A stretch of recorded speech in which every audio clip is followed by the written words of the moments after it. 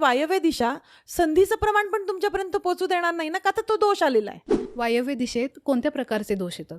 त्या घरामध्ये घरातली करती स्त्री ती कन्सीव्ह होऊ शकत नव्हती, कारण हा एवढा मोठा दोष, मेजर दोष वायव्येत आला होता.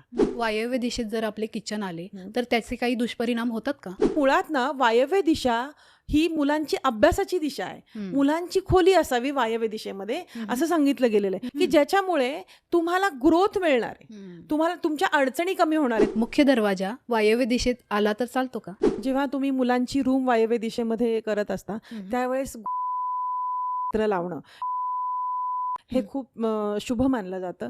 वायव्य दिशेत बऱ्याचदा टॉयलेट्स येतात तर ते चालते का? वायव्य दिशा अजून एक मोठा परिणाम करते.